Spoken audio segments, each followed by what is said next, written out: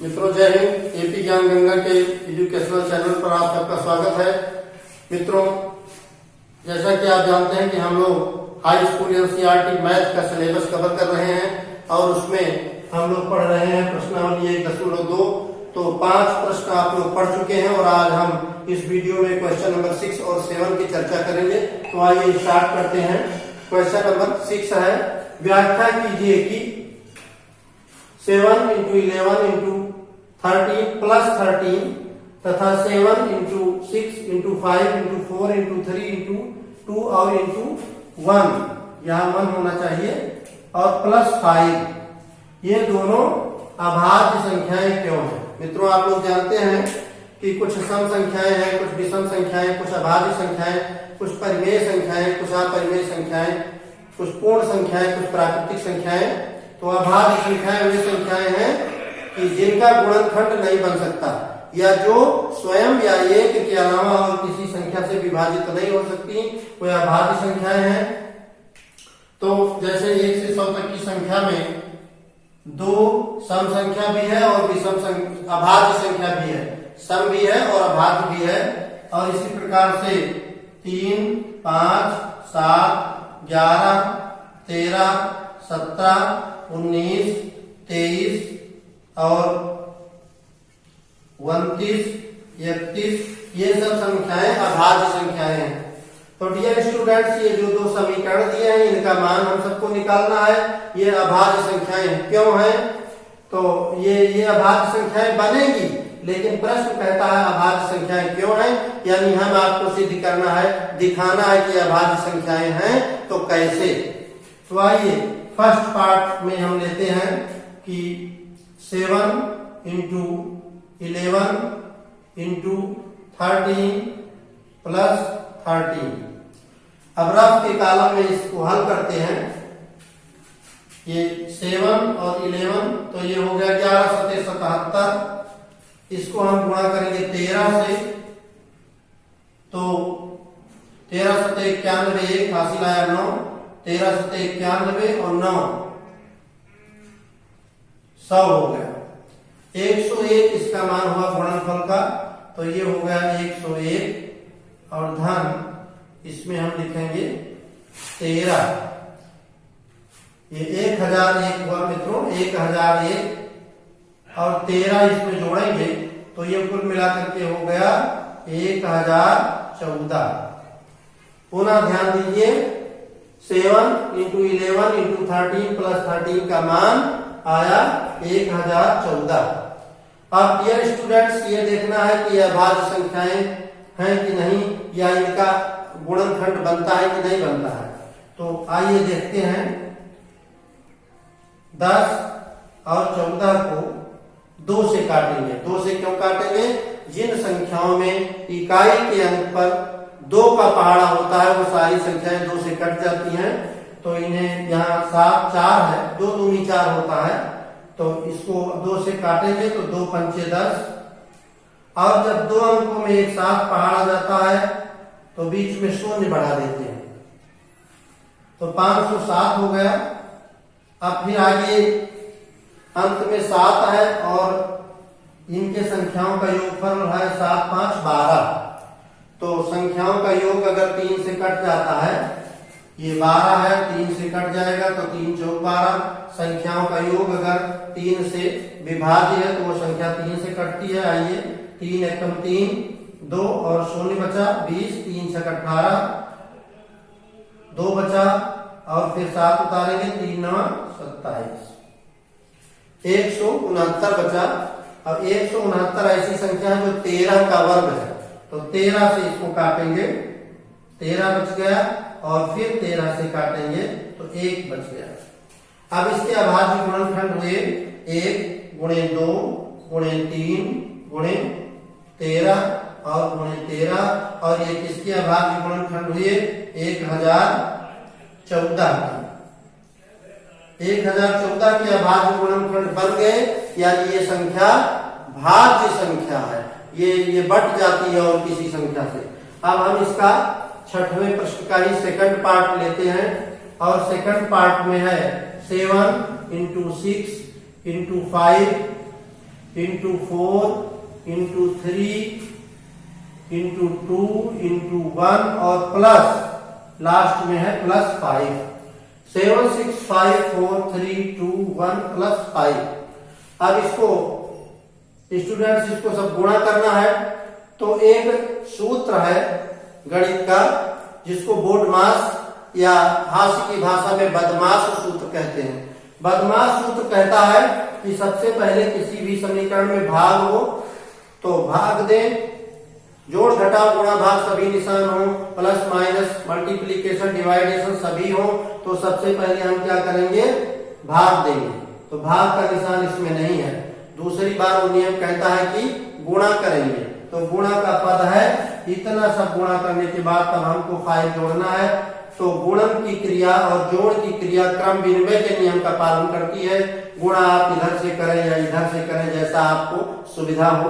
तो मित्रों 1 दूनी 2, 2 तिहाई 6, 6 चौके 24, 24 पंचे होता है 120। तो 24 पंचे ये 120 हो गया और ये है 7 छक 42। 120 और 42 का गुणा निकालना है तो हम रफ कॉलम की मदद देते हैं। यहां आप लोग देखें 120 और 42,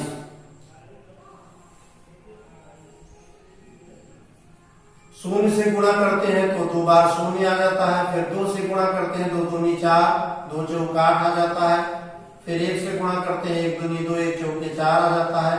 तो ये 0 हो गया, 4 हो गया, 0 हो गया, 5 हो गया। तो इस तरह से 5040 हुआ। तो यहां हम लिखे देते हैं कि ये हुआ 5040। और इसमें क्या करना है, 5040 के बाद में ये जो प्लस 5 है इसको जोड़ना है। प्लस 5 दोनों जगह जोड़ना है। तो 5040 और 5 जोड़ देंगे तो आप सब जानते हैं कि ये हो गया 5045। अब इसका अभाज्य गुणनखंड करना है। तो अभाज्य गुणनखंड 545 का 5045 का करने पर इकाई के स्थान पर इसमें 5 है। तो चूंकि इकाई के स्थान पर यदि किसी भी संख्या में संख्या छोटी हो या बड़ी हो, इकाई के स्थान पर यदि 5 है या 0 है तो वो संख्या 5 से कट जाती है। तो 5 से काटते हैं, 5 एकम 5 0 और 5 9 45, 1009 आ गया। और ये शायद किसी भी संख्या से कटने वाला नहीं है। तो हम यहां लिख सकते हैं कि 5045 इक्वल्स 5 इंटू 1009।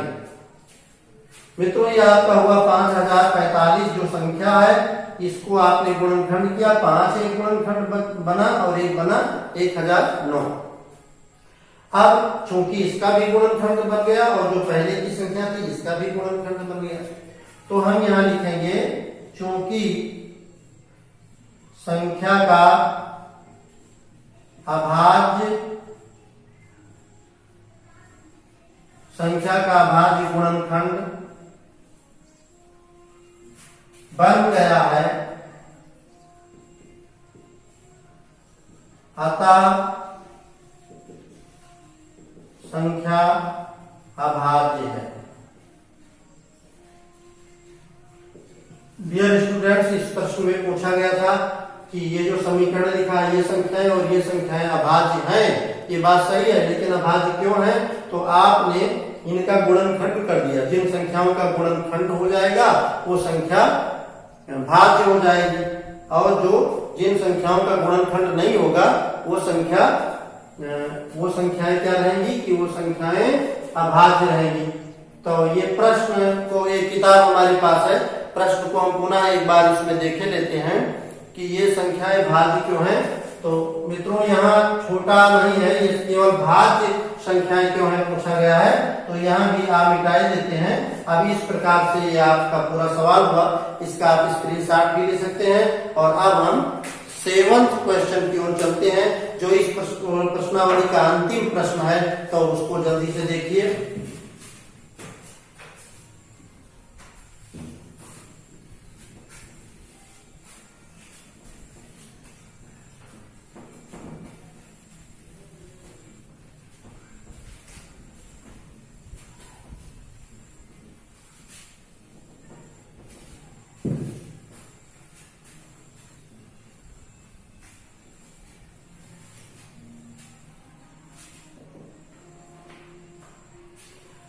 सेवंथ क्वेश्चन की ओर हम लोग चलते हैं और इस प्रकार से यहाँ 6 की जगह पर 7 लिख रहे हैं।